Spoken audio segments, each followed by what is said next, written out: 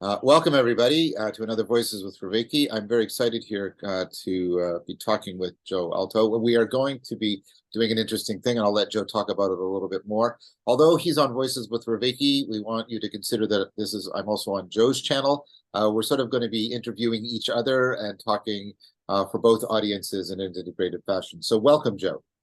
Thank you so much for having me, John. Just a quick introduction, I guess, about myself. As John just mentioned, I have my own YouTube channel called The Gist with Joe, and that channel is really dedicated to talking to what I consider great minds in the fields of psychology and philosophy, theology, really just culture in general. And I essentially ask my guests, what's the gist of their intellectual, their artistic, their spiritual project? We know that distilling what your project is to the gist is a good practice. So I like doing this with my guests, and it usually blossoms into a really beautiful and meaningful conversation afterwards. So that's going to be one part of our conversation today. Is, as John said, I'll be on Voices with Vervaeke. John will be on the Gist with Joe. And obviously my channel is much more teeny tiny than John's. So to, I guess, even further introduce myself, I'm currently studying clinical mental health counseling. I am the campus minister at a public university in Cleveland, Ohio, and just very interested in pursuing what, my as a Catholic man, what the church fathers or what other great thinkers in philosophy in general would consider the good, the true, and the beautiful. So I'm on that search myself, and it's a hard, long, search. But having conversations with great thinkers is something that helps me with that endeavor. So yeah, I'm just really honored to be on today. So thank you so much, Jen. Well, thank you, Joe. Let me go first, and I'll happily answer your just question. But from my side, I guess what I'm really interested in hearing from you and talking about it a bit is how does my work intersect with your pursuit, your quest as a Catholic man to track the true, the good, and the beautiful? And how does yeah, how does my work does it help? Does it afford? Does it challenge? Does it Sure. problematize? Like, Well, it definitely does a lot. It definitely does a lot. Challenge is one really good thing. Help is another. It helps a lot. And so, as a Catholic, I explain. So, I'm a Catholic campus minister, but I'm also studying intensively right now. I'll be able to practice next April. I actually start my clinical internship in a couple of weeks, so I actually start seeing patients soon. So I'm on this journey right now, as I stated, in clinical mental health, and I don't have any plans of ever advertising myself per se as a Catholic counselor. I actually think, and you know what, anyone who does religious specific counseling, that's very needed. And I laud, anyone out who's watching who does, like I said, religious specific counseling. However, given just my charisms, my personality, just what my goal in this profession is, I don't necessarily plan on ever advertising myself as a Catholic counselor. However, I do believe that it's in my opinion that counseling, psychotherapy is, one can consider, a spiritual or a religious endeavor. Right? yes, yes, There's many Christian, there's many Buddhists, there's many Islamic, there's many Jewish, there's really every major world religion, and the ethos of that religion. You can see elements of that in the counseling profession, right? right. And so it's not going to ever be explicit, but it's more so in the implicits of my counseling that I want to, that I will express or exude my Christian faith, without ever, possibly ever stating, hey, I'm a Christian man. And so John, where does your work come in for this? So although I've only had a couple encounters, right, with people coming to counseling, but in my time in classes, in my work reading the great thinkers of both, just the psychological field and just even the counseling field, I do know that and although I don't have any stats to prove it, this is more operating the anecdotal right here. I do know that many people go to counseling not for, well, what we would consider, what the DSM would consider, a particular disorder, right? So not Right. everyone. So people who are depressed don't always have a major depressive episode or major depressive disorder, right? Right. People Yes. who are anxious don't always have specific phobia or generalized anxiety disorder. And that's actually one of the downfalls of the current field of counseling, in my opinion, is the over diagnoses of these Yes. patients. Yeah. Yeah. Yeah. Jung said it, and again, I don't know I'm going to misfire on the exact quote, but Jung once said that in all of his time counseling, around something like 60% of the patients he ever saw were never dealing with an actual psychological disorder. They were dealing with, and John, this is where you come in, a crisis of meaning. Yes. Yes. Yes. And your work has been so influential in what I want to do when I hopefully, knock on wood, right? Either I work with a group or I open up my own practice one day. And I want to create really this psychotherapeutic model that invites the individual to think more deeply about virtue. And that's one thing that I really think plagues so many people. It's like, if you could just realize, right, how virtues can be so how virtue cultivation can be so profound and have such a reformational influence on your life. If you pursue these virtues, I believe that a lot of what people are coming in for, if those individuals are not suffering from a particular disorder that you could diagnose via the DSM, I do believe that something like virtue cultivation could be a serious modality to really help. What I'm trying to think, what's the word that Aristotle uses in eudaimonia, to get to this eudaimonic state, right? And that's really the goal of all mental health counseling, is you want the individual to reach this eudaimonic state. You want the individual to be happy, right? And not in, I won't get into like the but it's the happiness that is more, well, it's the more profound, it's more joyful than it is happy, right?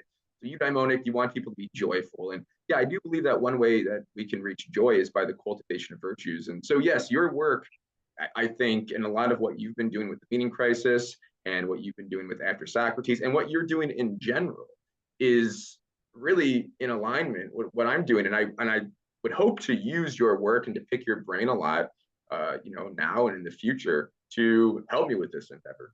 Right. Wow, that's a very well explicated and thoughtful answer.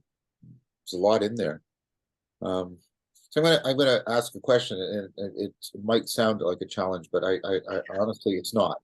Um, so one thing that's happened in response to, and I agree with all the stats you were laying out. The particulars where might be move around a bit, but I think the general point I think is well stated. Um, so one of the ways in which there's been a response, and I know people that do this, like Rick Rapetti, um, they've taken up philosophical counseling Yes. as a way of trying to address the people that are coming in, not because, I mean, the slogan is they're not pathological, they're confused. Uh, Yes. and they're not sick, they're finding that they're being too foolish in their life. And those are not the same thing. And of course, there's nothing that prevents them from both being comorbid either. Often you can have both and they're making each other worse Yes. in really obnoxious fashion for the person. Um, so are you planning on getting any training in and incorporating the philosophical counseling into what you're doing? Because it sounds like it would also be helpful for you. Yeah, no, I've most definitely looked into it.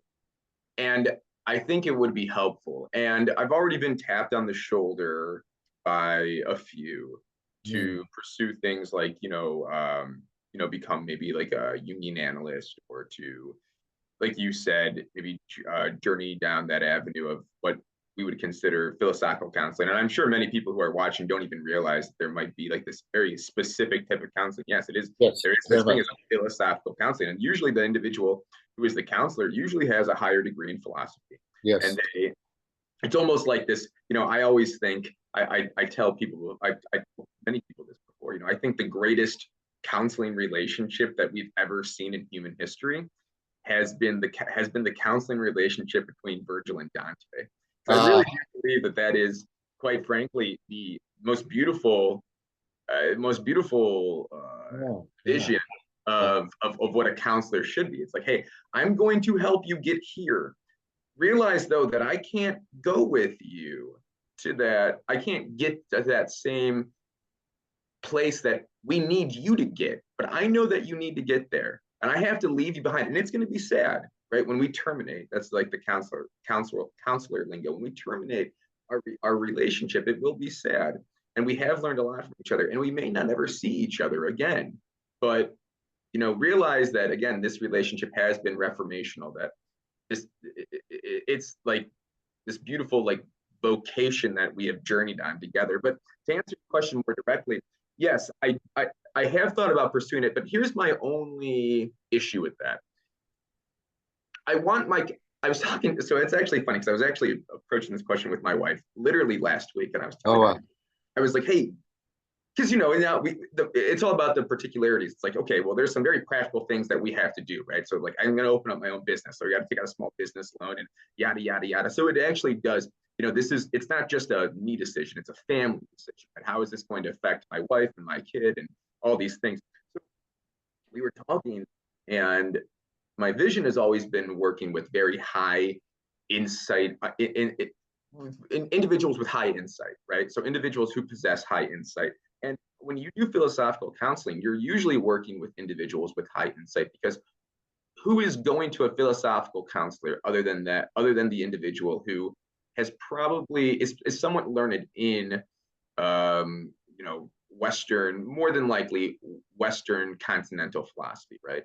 And so I was telling her this, and she said, very wise. She said, well, you're really just missing the mark then at that point. I was like, what does that mean? Yeah. She's like, Joe, virtue cultivation is not just for the intelligentsia. It's not just for those in an academic setting, right? Yes. Virtue cultivation sometimes is needed more by the individual who doesn't realize that you cultivate virtues. I mean, people don't even know. If we were to go out on our respective cities' sidewalks, we said, "What's virtue?" Yeah. Who the hell would be able to? I mean, really, I have a hard time myself answering that without the help of great thinkers, right? Like Aristotle. So, I mean, so it's not even like so I even sometimes have a difficult time finding the correct language, that I have to rely on great thinkers of the past. So, and given that, I mean, stemming from that, who realizes that we have to cultivate it? People just think, oh, people have a very odd relationship with virtue, because again, they just bluntly don't understand that it's a vocational call, right? That virtue, I believe that virtue truly operates in the beautiful. It's like the beautiful is the car, and virtue are the parts of the car. So they're very connected, but you can also make the distinction, right? So I'm not going to say my steering wheel is my car, but I will say, like, yeah, beauty is the car, and I do believe that virtue is the steering wheel, because they function similarly, right? Because the beauty and things that are beautiful, the things that are beautiful allow the individual. It's like one of the only things in our life that allows us to not be content with how things are, right? Yes, so it's like we are not content with our lives, and philosophically, but even like put that on like a lower rung of the scale. Maybe I look at my bedroom and it's a mess, and I'm like, ugh, why? So beauty really orients us towards the good, right? But it also allows us not to be content, and it calls us, right? Beauty calls us to achieve or go up a rung of understanding and seeing reality more vividly. And that's what virtue does too. So this is why I really do believe that. Yeah, I agree. That's a very Platonic argument you just made. Very Platonic. Yeah. That's a very Platonic argument you just made. Yeah. Right. Exactly. And, I do believe that, Henri de Lubac, right, talks about a saturated phenomena. And I Yeah, do believe that I believe that virtue is also operating as a saturated phenomena. Again, I do believe that virtue, again, being connected with beauty, operates in the erotic because it's something that calls, it's something yeah, that pulls yeah, you, it's something that is insightful. And I once read this great book. I don't know if I mean, knowing that you have spent much time studying Buddhist philosophy, I read this great book in college once upon a time because I was a religious studies major, but most of my time was never actually spending.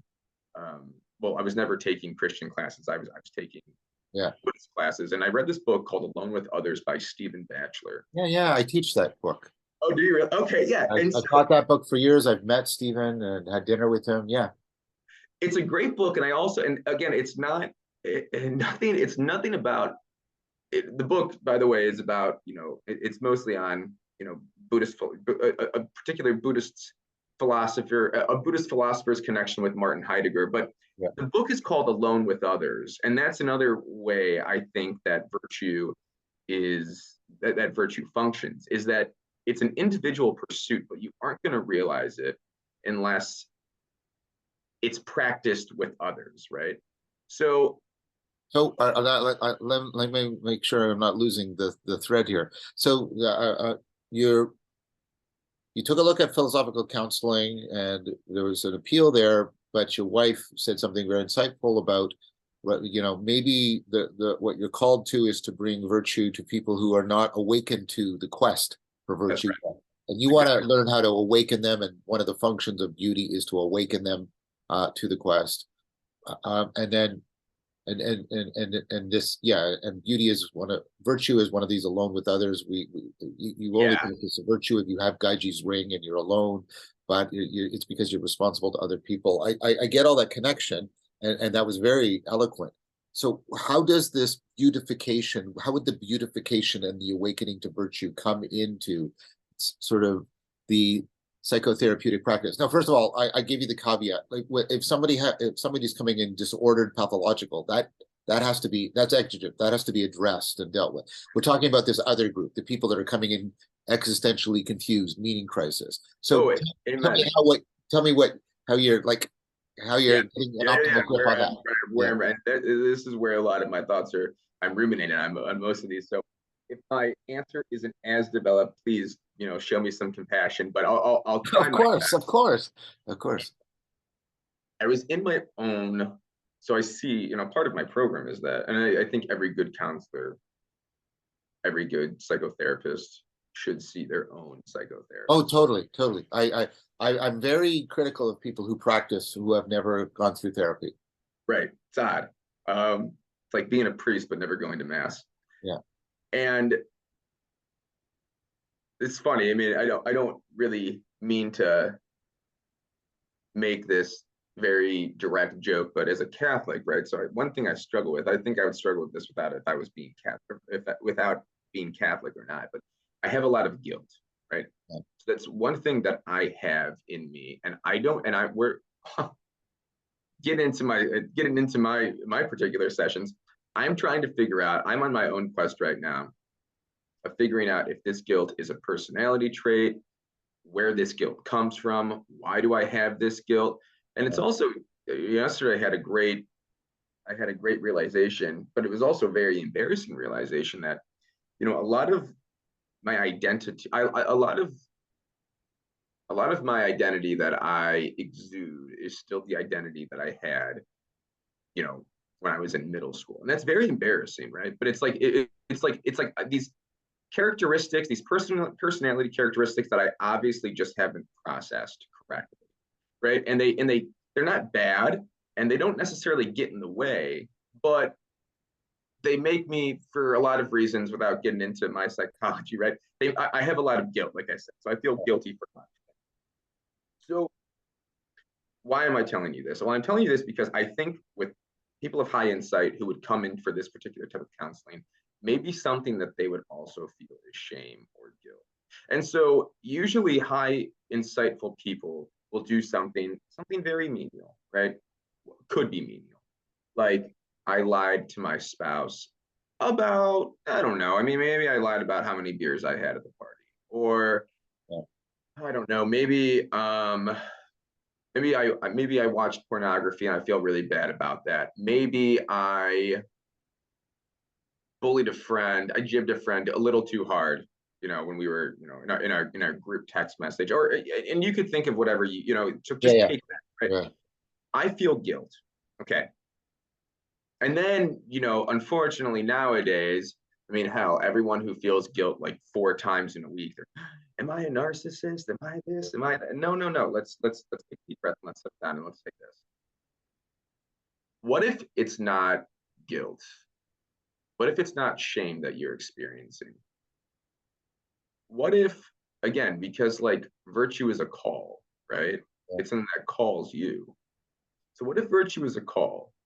And what if the fact that you were able to admit to me that you lied to your wife or you did something dishonest, you did something that wasn't courageous, you did something, you did something that, again, you just didn't enjoy. The fact that you're able to sit here in a counseling session and tell me that you have guilt and that you didn't enjoy it, maybe that's not guilt at all. And maybe that's your conscience telling you, or maybe that's virtue, right? Trying to signal to you that you should pursue this further. The fact that you were able to feel that, the fact that you knew that it was wrong to lie, the fact that, you were being deceptive, that you were being surreptitious, that insight right there might allow you to realize that no, no, no, I don't need to feel guilty, but the fact that I was cognizant of my fault, maybe that's actually virtue communicating with me and inviting me to indulge in a deeper relationship with virtue. Oh, I see. I see. So you're reframing it.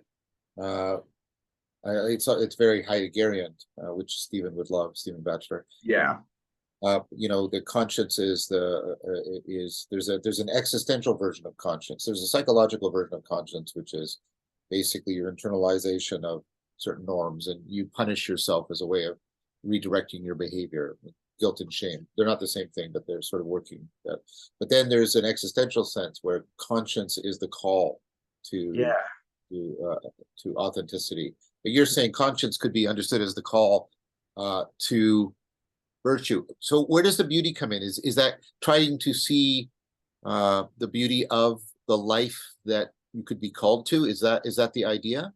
Yeah, that's precisely it. And even trying to, you know, again, like I think if you pursue and try to cultivate and therefore try to live a virtuous life, I do think, yeah, in that process, I mean, life automatically becomes more beautiful, right? So Yeah. what's a more beautiful vision of life? That a complete, as hard as it could be, a complete honest relationship with your wife or a dishonest relationship with your wife? I mean, what's more beautiful, right? What's a higher form of that?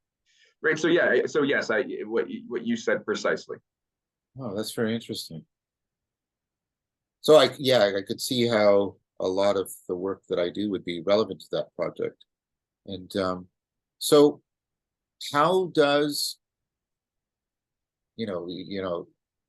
truth, the true, the good, and the beautiful, David Schindler, who I get to talk to, these are the transcendentals. They're the transcendentals because they apply universally across domains. But the idea is their ultimate unity is in the one, or God. You're Catholic, so I'll say God for your benefit.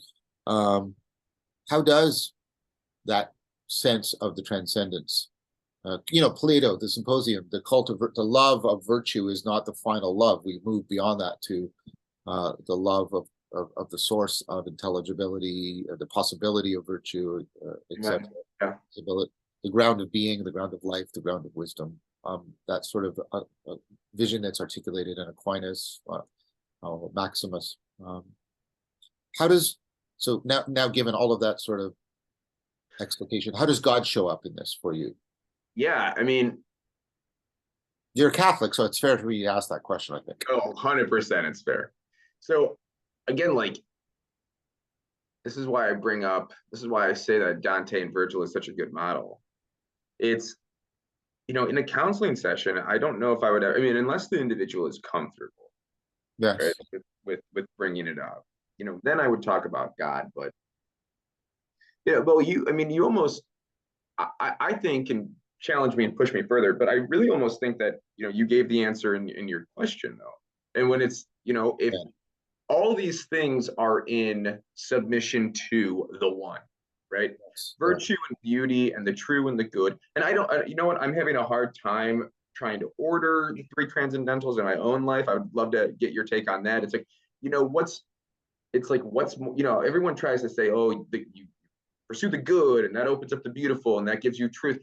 I don't necessarily think that it matters how you orient the three transcendentals. For me personally, I believe, like I said, that beauty is the most approachable Well, because we can. that's what Plato thought. Because beauty is the one that reaches so readily and obviously into the sensual aspect of our being, in the way that truth and goodness don't. We can see and touch beauty in a way in which we cannot see and cannot touch truth and goodness. So I think David Schindler talks about it as, what is it? I might get it wrong, but something like the primacy of beauty, it comes first, but the centrality of truth, and then I think the ultimacy of goodness, or it could be those two the other way around. But they each have a superlative, but in different ways. I think speaking temporally, I think beauty comes first. Say, So, um, but what we have to remember is to not, and human beings have a proclivity to this error. We shouldn't confuse that. That's what David's trying to address. We shouldn't confuse temporal priority with ontological priority. Just because beauty comes first doesn't mean it's the first of the transcendentals, right? They're that's all good. they're all first in different ways. Beauty is temporally first. I think the true is central in some way, but they have different priorities. And I like I say, trying to remember which way David does it. It's really good. His work on that on the primacy of beauty, and then he talks about primacy, centrality, and ultimacy. And so I think truth is the ultimate actually, and goodness is the central. But I could have them flipped around. But that's because I have a slightly different notion of goodness is perhaps making me confused. So I'm just admitting I'm confused. But the point that I'm not confused about, that I think is well taken, is to recognize that each transcendental is ultimate, but in a different way. Right. So there's firstness and there's centrality and there's ultimacy. And these are all superlatives, but in fundamental different ways. And just don't so learn to differentiate the different ways in which they're ultimate, but also learn to not confuse them, and give each one its proper due. It's profound. Yeah, and just because of my background, I my my undergraduate degree is in art history and religious studies. My master's work is working with my favorite Catholic theologian, von Balthasar. So obviously, if anyone Yeah, knows yeah, deeply Balthasar, influenced. right? That's You right. got, So I mean, you've got to read some Schindler, eh, man? He is the person that has made Balthasar like accessible, and I think clearer, and also he's developed. David's just done amazing work developing beyond von, and I mean that in the way a good student goes beyond their teacher, but he's gone beyond Balthasar in just profound ways. of course. Oh, this is great. Okay, this is great. And oh man, okay, yeah. Well, now I have something to do. Um, I do want to say one thing though, back to your question about, where does the one and where does God come in and all this? Yes, please. This makes me a bad Catholic, I'm sure, and I'm worried about sometimes. Like, yeah, I always have a hard time. I always have a hard time trying to know, or I have a hard time knowing where I fit in these circles. I watched that video that you and Paul Vanderklay and Jonathan Peugeot, and forgive me, I don't remember the woman's name. I have, it was the first time I interacted with her virtually. What's her name? It was on, you did, I'm sorry, let me give you the title first. On a Spiritual Home. It was on. That's Catherine. Sure. Um, Okay. and there were John Van Dunk was there as well. Yes. Wonderful. Well, it's kind of funny because, as someone, I mean, obviously, as someone who's Catholic, I still somewhat don't feel like I have a spiritual home. And the reason why I preface this is this: in my counseling, like, my goal is never to make in life in life, this is very hard to admit, I'm not necessarily concerned with converting people to Catholicism. I don't think you should be when you're in therapy. I think that's Amen. just, I think that's Or disingenuous. even Yeah, personally, I'm not necessarily in, and that's for my own personal reasons. And that's because, I'm basically not, I mean, I'm a cradle Catholic, but I'm also a revert. And I had, a long bout with atheism. And as I just expressed to you moments ago, right, I mostly studied Buddhist philosophy in undergrad. And I have deep compassion for anyone who has that proclivity. And so it's like it's not my goal to make anyone Catholic, but it is my goal to, and I'm not a relativist. I want to make that very, very, yeah, very. yeah. It is my goal though to unite the individual with the one God, right? And I won't necessarily get into I understand what I just said was loaded, because then you can what is he saying that what he's saying, is that like a relativist thought? And I don't necessarily want to get into my spirituality, or things that I subscribe to. I really enjoy the more mystical teachings of Catholicism, but yeah, it's never my goal to make anyone anything. My goal is the only goal I have is, like I stated before, is to help the individual pursue the path to eudaimonia, right? And that's Yeah. what I want to do. So I think that's a good clarification and specification. So let me make my question more precise then. My question is, well, first of all, I propose that getting people into right orientation towards the one, towards ultimacy, is how you can best help them explicate, articulate, and respond to and here I'm being Tillich, their ultimate concerns. And that part of what is underneath their confusion is very often they are confused about what they ultimately care about. That's one part of the confusion. The other can be, what is ultimate such that I should care about it as ultimate, is another thing that people are often confused about. We often pursue evil not because we're pursuing evil, but because we pursue a lesser good at the expense of a greater good. Oh, amen. Yes. Yeah. So what I meant was, how, yes, I get it. You're not proselytizing. You're not trying to surreptitiously convert people. That would be duplicitous. So I think it would be vicious, in fact. But there's a sense in which, if what we're talking about, again, not the pathological people, but the deeply confused people, if we're trying to bring them clarity, then I think the orientation towards, what's real, what's most Yes. real, and how well connected am I to it, is a fundamental question about meaning in life. Of course. And that's where and that's exactly where your specific project comes in. And it's like, okay, well, and then, but now, how do I make this a psychological modality? Right? I don't sit them down. Hey, in today's session, we're going to watch episode 4 of The Meaning Crisis. Of course not. That would be utterly ridiculous. That sounds like a weird sitcom that could be done or something. Yeah. Right. But it's like, yeah, how do I distill? And again, and this, you are not the only individual who has written or thought about this extensively, right? Oh, yeah, meaning. So it's not just you, it's you in accompaniment with other great thinkers. It's you in accompaniment with spiritual teachers. It's you in accompaniment with simply just like already like empirically proven psychotherapeutic practices, right? So it's like, and it's also accompaniment with my own with who I am as a person, right? My demeanor. Yeah. So it's like, how do I get all of us to converge? How do I create this tapestry of all these voices?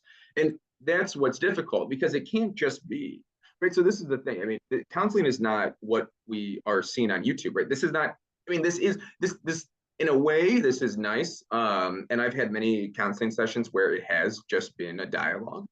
But how do we transform the dialogue, right? Yeah. And so that's the question that I'm struggling with, quite frankly. I mean, so again, there's more skin in the game, because this is not just a theoretical. I'm not just like having this conversation with you just to kill an hour. It's like, no, this is, quite frankly, like a livelihood that I might have, right? This is also that this has economic implications, right? Yeah, Um, I get it. so it's like, well, what's a model what's the model? And so yeah, this is the thing that I'm tirelessly thinking about every day. And it's like, yeah, I'm reading a lot, and I'm thinking a lot, and I'm reflecting a lot, and I'm watching a lot. Well, I want to know this when like I'm not demanding it now. I get it. It's Yeah, a work in progress. So don't mistake my sure. enthusiasm. But like I want to I want notes from the front or something. I want to know like how this is work, how you are doing that, how you're translating that into. This is very important. I mean, and It this is is. something It's I, very I I mean, part of what the Vervaeke Foundation is trying to do is collect relevant psychotherapists and counselors and philosophical counselors who can deal with people who are wrestling with not just sort of the pedagogical struggles of taking on an ecology of practices, but a therapeutic slash existential dimension.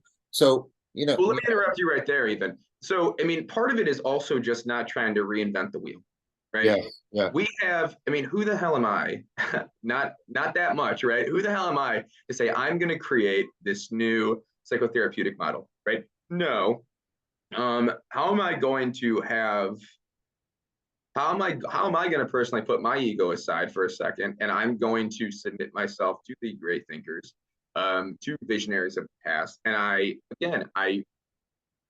interact with them, and I transcend time and space, and they come into that session. So it's like, yeah, it's like, how do we, okay, so part of it is I'm wrestling with kind of this hybrid CBT existential model, because you do need to involve some type of cognitive behavioral therapy in this, because of you course. You do have to give need. people free reframing abilities. You have to. Exactly, because you can give everyone the existential jargon, and someone's gonna say, you can talk about, like I said, use I. You just throw out, like, it's like a word box, like, oh yeah, I thou relationship, or Yeah, yeah, just whatever. Like,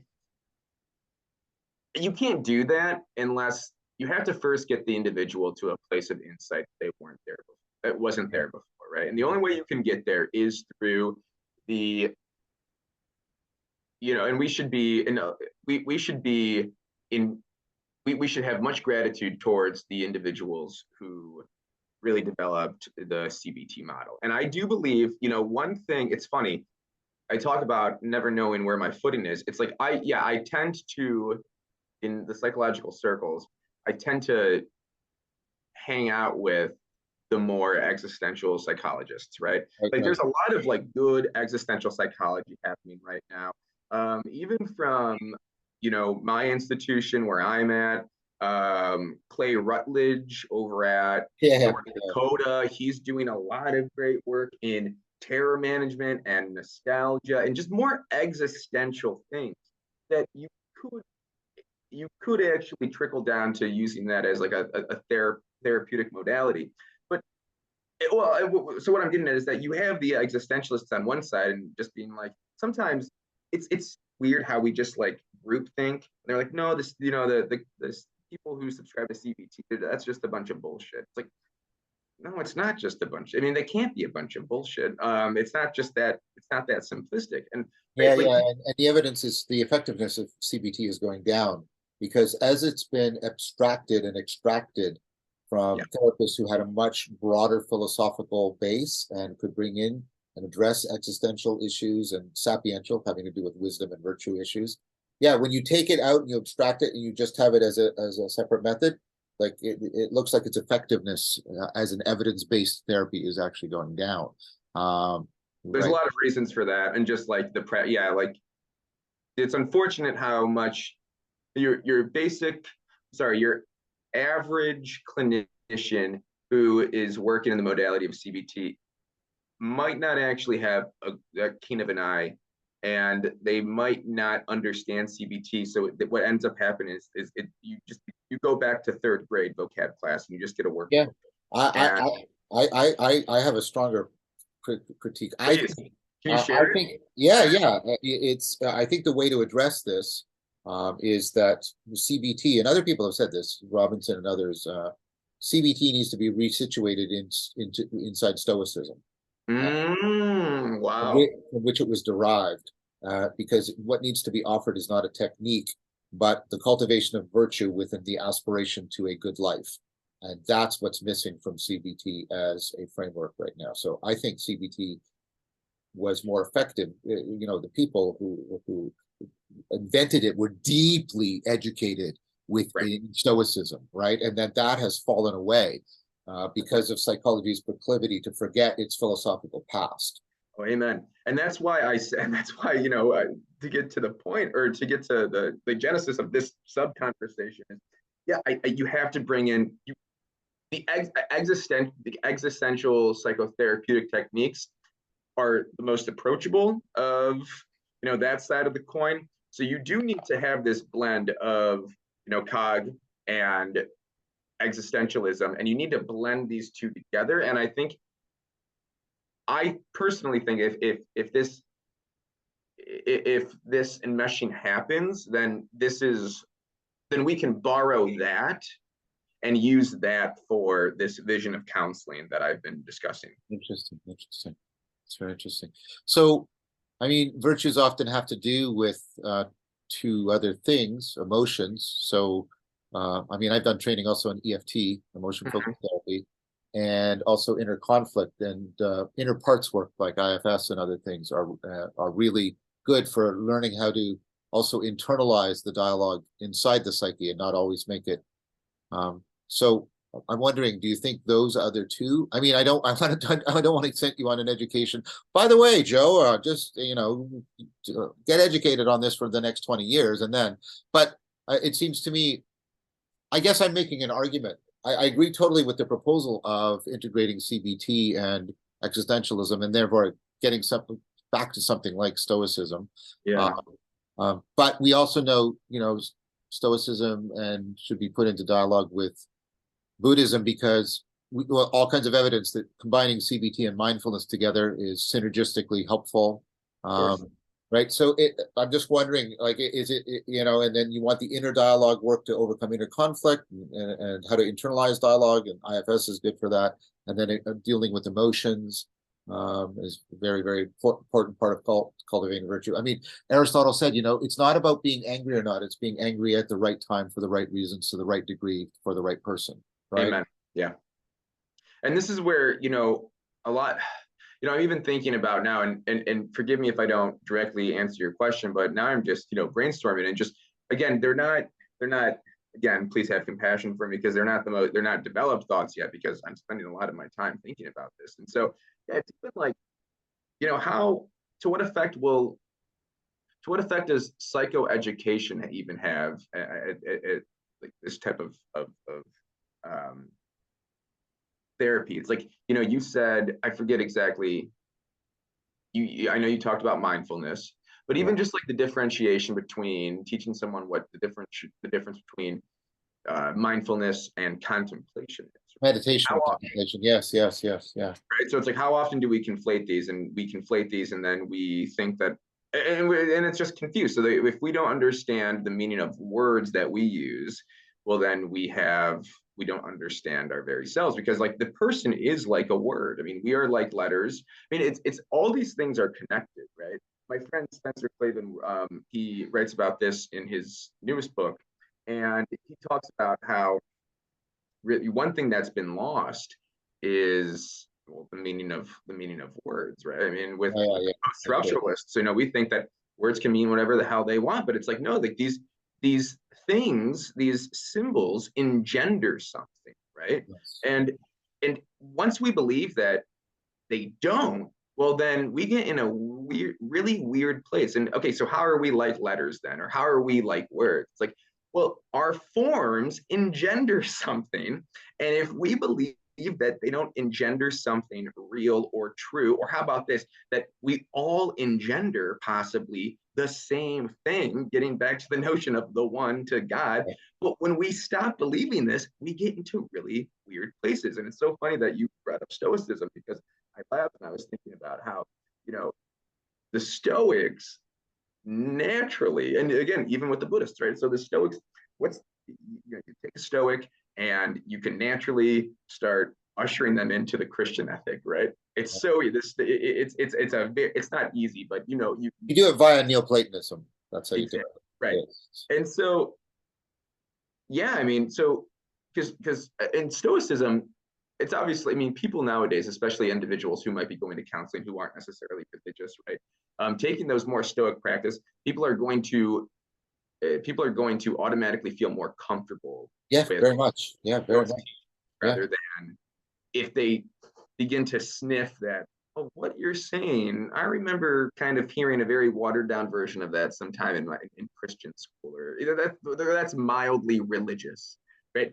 Um, so yeah, it's yes, it's trying to be as approachable as possible. But no, when you were talking about, the regulations of emotions and trying to figure out, I mean, yes, that I think that very much so is going to be a big part of this. Um, Again, it's just like, and part of this conversation, which I didn't necessarily expect it to be, but I'm really happy it is. It's trying to talk with, individuals. I mean, so I'm also talking next Thursday. I have a busy schedule. Her name's Nancy Snow. I don't know if you're familiar with her work or not. Nancy, Snow? no, sorry. No, it's fine. And so I wasn't that familiar with her work either until just doing my own research. So Nancy Snow is now at the University of Kansas, but she previously was at the University of Oklahoma. And so from 2015 to 2018, Nancy, in collaboration with other academics in the psychological field, they held experiments just on this topic of virtue cultivation and how to Oh, uh, wow. yeah, how to, and I'm so sorry I don't have the exact name, but you should look her up after this. Is, yeah, Nancy Snow, and what their goal was in this 3-year project was to discuss how you can use virtue cultivation, or how can we make this? Can we give this like some empirical backing, right? Right, Because right. no one in the psychological field is going to care if you don't have empirical backing. Yeah, of Uh, course. so yeah, part of it is having conversations like with you, next week's Professor Snow, and hopefully what I end up doing is I take all these voices and like I said, I put everyone into accompaniment. Yeah. Um, and maybe we'll talk in the future. I don't know, but Well, I'd like to. I'd like to know when you find your voice from all of these voices. I'd like to know what that was like and how you did it and what is properly idiosyncratic to you and what is properly shareable with other people. Yeah, I would very much like to know that.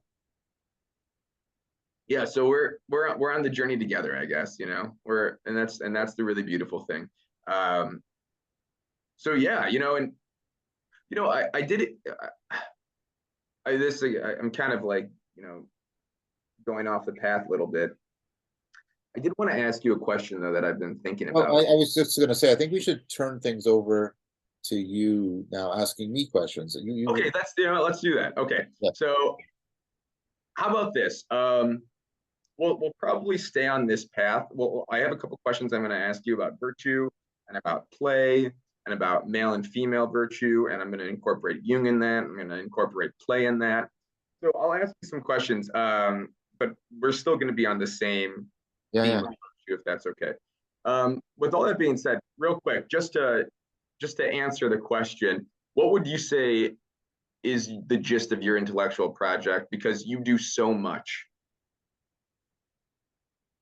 What are you really trying to, what are you trying to achieve? What do you want people to take away?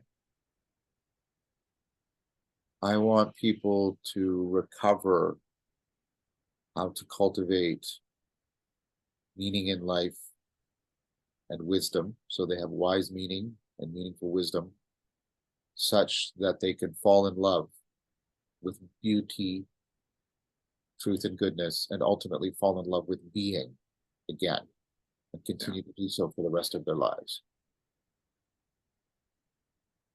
Real quick endeavor, right? Yeah, I appreciate that. Thank you. And I will say, I mean, so you're getting bigger and bigger. I just thought of this question now, but and your pursuit is truly the most noble of pursuits. And your voice is being heard by many, and you're helping out a lot of people. Has that hit you yet? Is that hitting you now that you are getting that you?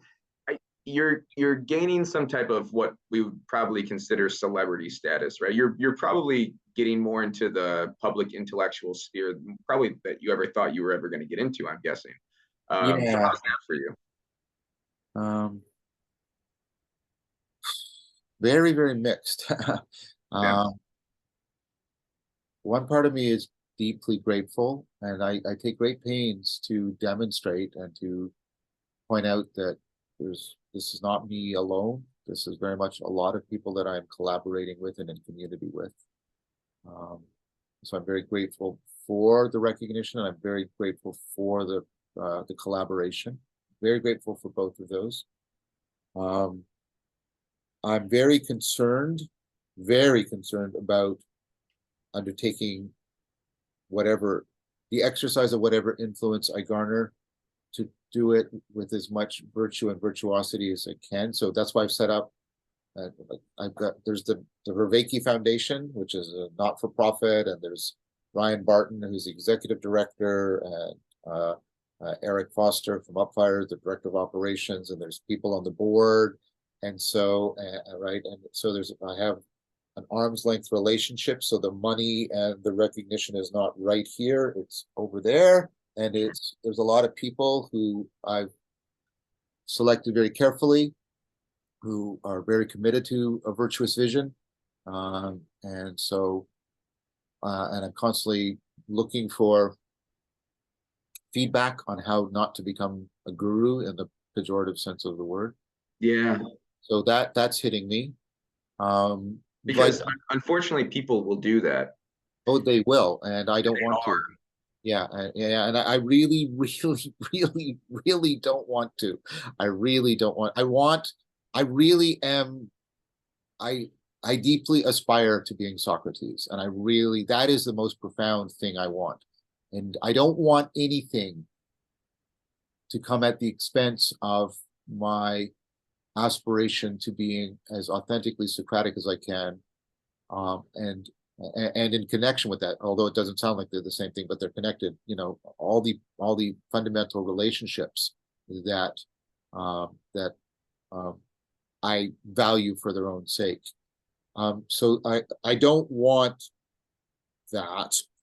I'm socially phobic by nature. This is a decade-long persona that I have crafted that you're interacting with, not inauthentically, by the way, I'm uh, sure. Yeah. aspirationally. But so I was talking to Ryan last night about. I recently released a video on AI and the scientific and philosophical and spiritual import of what's happening in AI right now, and it's Sure. doing very well. Um, and and so I get a sense of exposure that is like quite unpleasant for me around that. Um, but but if I hadn't have done it, like I did that, I worked really, really hard, like almost obsessively so, for about 3 to 4 weeks before I released the video essay, because I felt a tremendous sense of responsibility.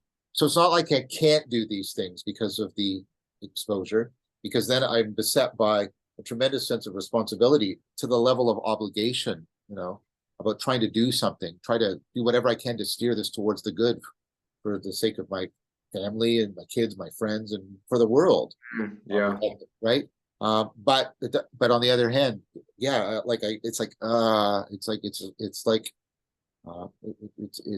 it's a negative affect of exposure that I also confront around it. What are So some techniques that you do to control your id from seeping into all of this? And what do you do to well, I do my daily ecology of practices, and that which do a lot about, that there's dialogical practices, imaginal mindfulness practices, yeah. embodiment, movement, the whole ecology, trying to design it, all the stuff I'm talking about, designing a proper well. I enter into, dialectic, into dialogos, philosophical fellowship. I do practices. I like my patrons are becoming like we do practices together, which is, and I mean this with respect. It's kind of like going to church together.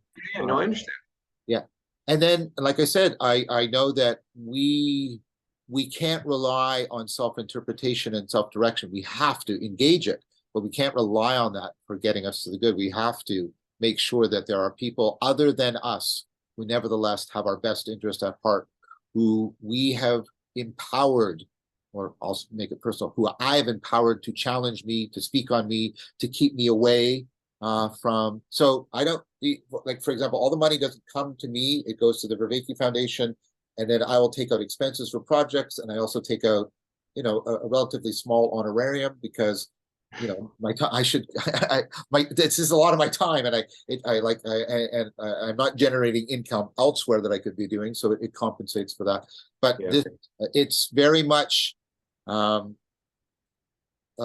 putting in place also the external safeguards, where there is specific people who have been specifically empowered with specific duties to help keep me on track. Yeah. Now, all of that can still screw up, but the more and more of this I can make self-organizing and independent from my, personal, my personal cognitive and emotional biases, the better I think I can meet the demands, and meeting the demands I do find very meaningful. Meeting the demands of doing this virtually and with doing it virtuously and with virtuosity. Yeah, that's what I'm trying to do. That's beautiful. It's hard sometimes, and I am obviously nowhere near you, but as I this little podcast has allowed me to, it's opened up doors. Of course. It's allowed me to write for, a publication. It's allowed for me to have great conversations with you and other people. Yep.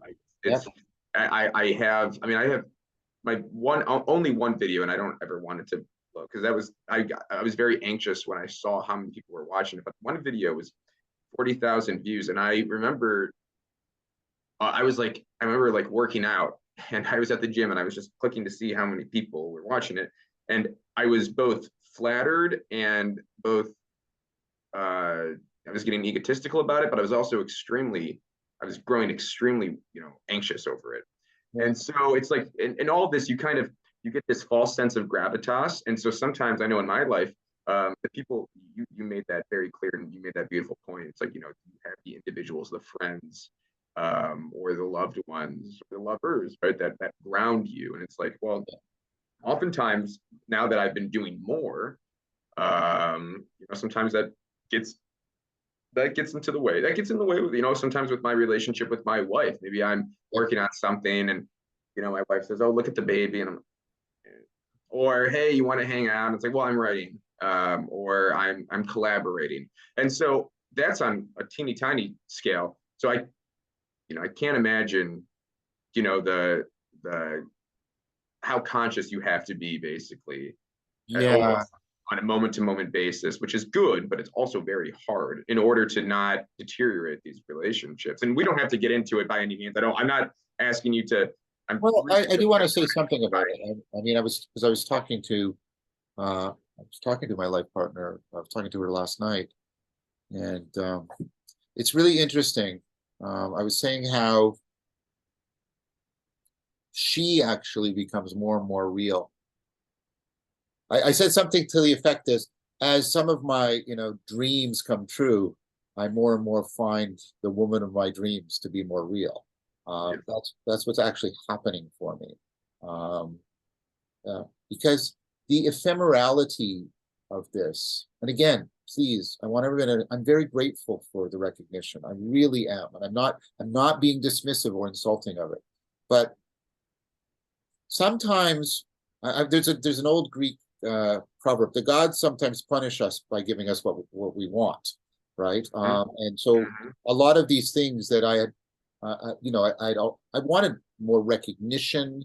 I wanted my work to get out there. I wanted to make a difference, and and to be really honest, there's an egocentric, egotistical aspect to that, which always is. Yeah, well, I mean, because if you totally get rid of the self-preservation strategy, you'll die. And so, but you know, getting a lot of the success, as you said, I didn't really expect to get, Yeah, although I'd always wanted it, you know, that weird sort of semi-fantasy thing that we all of do. course.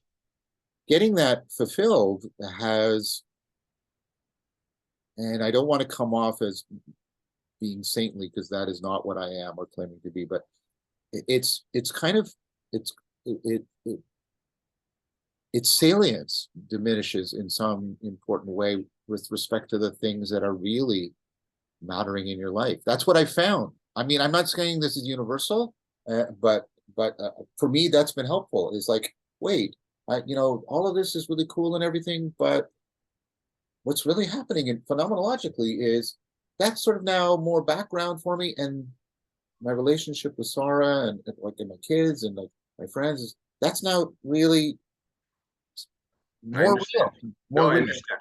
I really do. I mean, I've only been a dad now for a year and a half, but this his birth and his life has coincided with this project of mine and kind of my, you know, this is my second career. I was a high school teacher, and then I had my own meaning crisis for a while, and I kind of this allowed me to, it jolted me back on this path. And part of that jolt was my son being born, and the encouragement of my wife. And getting into and connecting what you were saying. Yeah, it's I understand that he's actually more real now than I ever have before. And I hope that as I grow and I develop in my pursuits, that actually allows my boy to be more vivid to me and my wife to be more vivid to me day by day. And it's beautiful when these things mesh, and when our you know, intellectual pursuit allows for our personal pursuit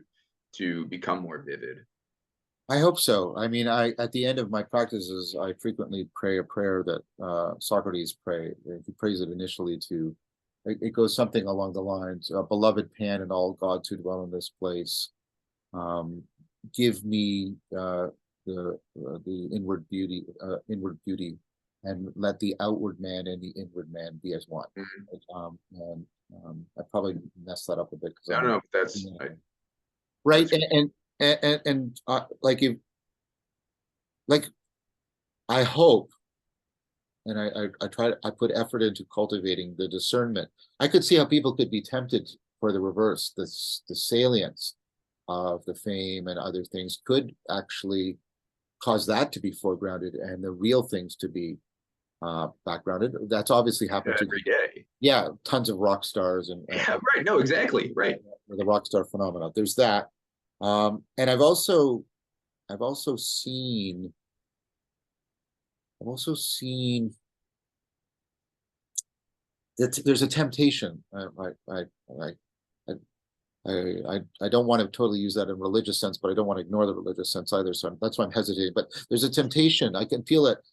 Wait, this fame and this, you know, this fame and this wealth, it's not as satisfying as I thought it would be. So the answer is I should get more. Mm, I've I've felt that impulse come up to me, and it comes up from this Darwinian depth, right? Wait, the answer is go higher on the hierarchy. That's surely the answer, right? And it's like, whoa. And I've noticed that too. Um, makes sense. so I'm trying to keep, right. I'm trying to, you know, be properly like mindful of them, not suppress it, but also not obsess about it, like get that golden mean about it, so that I can hopefully not fall prey to that temptation. I would like to be, if I could get what I wanted, I would like to be, you know, have a large enough audience where people have to take me seriously, but not so large that people would start to idolize me at any point. Mm, That's where I would like to sit. it's a sweet spot. Yeah, that's the sweet spot for me. I really do hope you get there. I think you are going to get there. Because again, you walk through this so precisely, and you can see it. Like you, I mean, in my opinion, you never come off as disingenuine. You know, and even like with your conversations when you, I mean, how I and how I'm sure many people approached you at first was through your conversations with Jordan Peterson, and Yeah. uh, you never came off as disingenuine. You came off as real. came off as authentic, and I think that's why people ended up, following you. And I think there's, I don't know. I've never really. I mean, this is not a developed thought whatsoever, and I think Jordan Peterson is on the same path. But there's obviously a difference between you and Jordan Peterson, and I'm not just talking about philosophically. I think Jordan probably has a little more proclivity towards the pomp and pageantry of it all. And I don't think that's not a shot. And I think that's sometimes a very good thing. And you need people like that, right?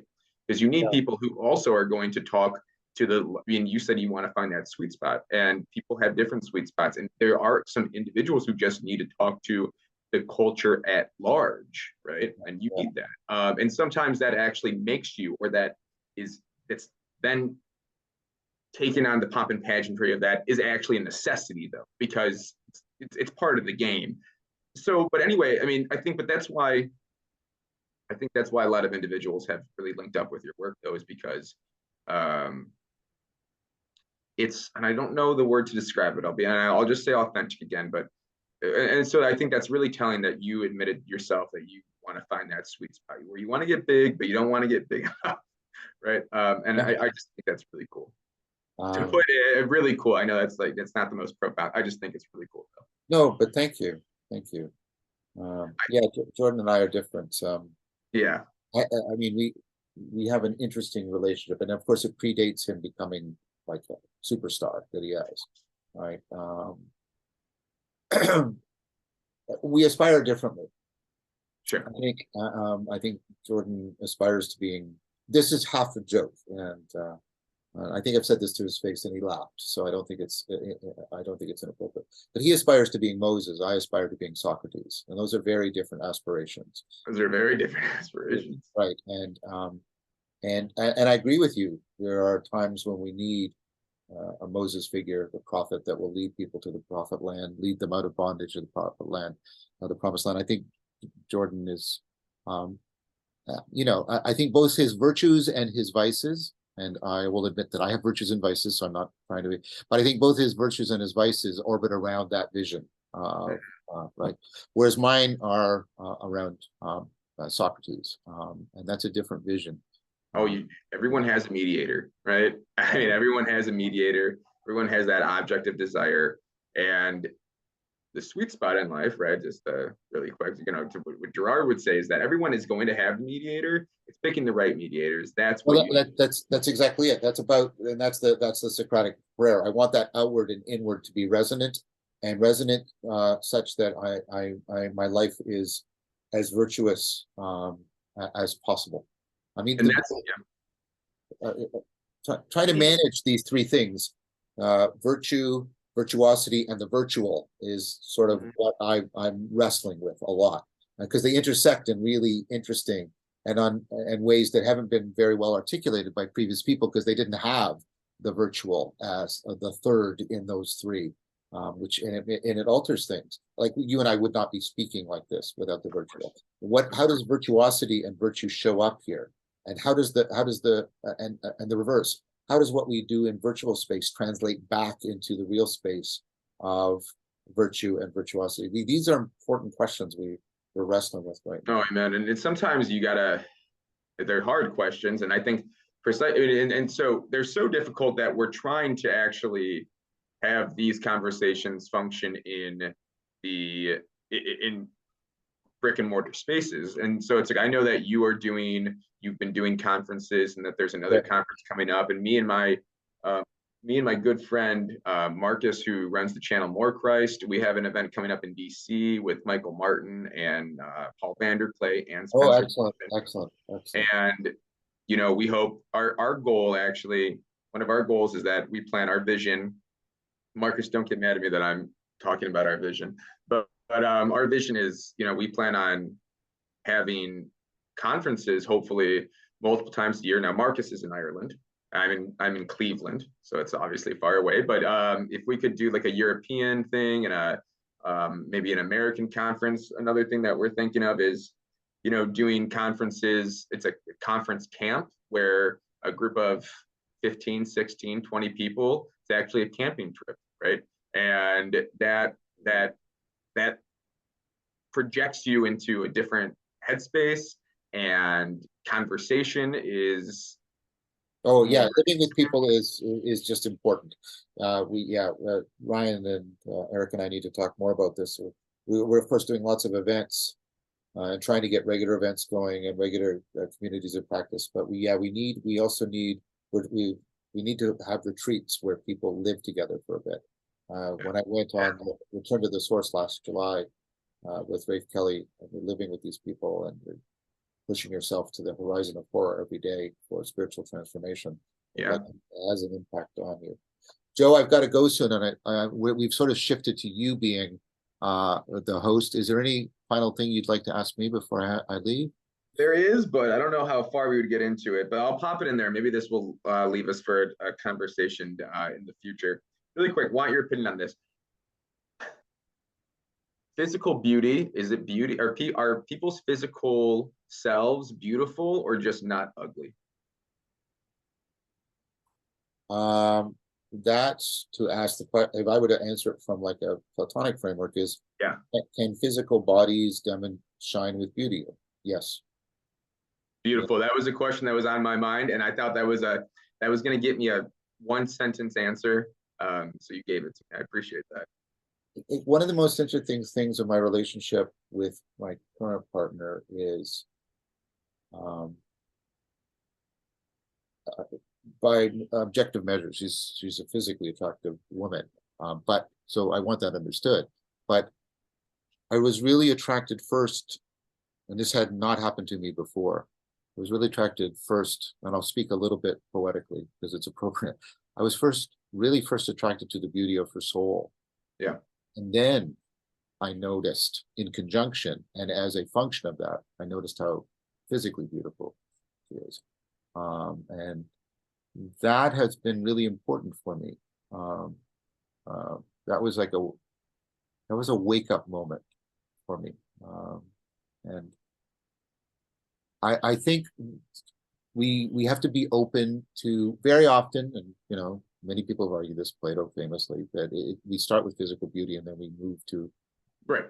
other. But it's happened that the reverse has been the case for me, really importantly. And I just wanted to note that. I think the question of beauty is very much. It's not unidirectional, is what I'm saying. Mm-hmm. You can both be drawn through the physical to what is beyond, and what is beyond the physical can reach to you first and then draw you in attraction to the physical. Yeah. No, that's so true. That like gave me goosebumps when you said that. My wife is absolutely gorgeous. I would say she's absolutely gorgeous, and I would say by societal means she's absolutely gorgeous. But there's always those times where every woman and every man will get insecure, and my wife sometimes asks me, it's like, why me? And I tell her, because you really have the most beautiful soul that I've ever encountered in my whole life. Yeah. And you admitted the same thing, so I just think that's really it's wonderful. It's absolutely wonderful. It is, and yeah. I think that's I think that's a beautiful place to end. Yeah, it is a good place to end. Thank you, Joe. This has been really wonderful.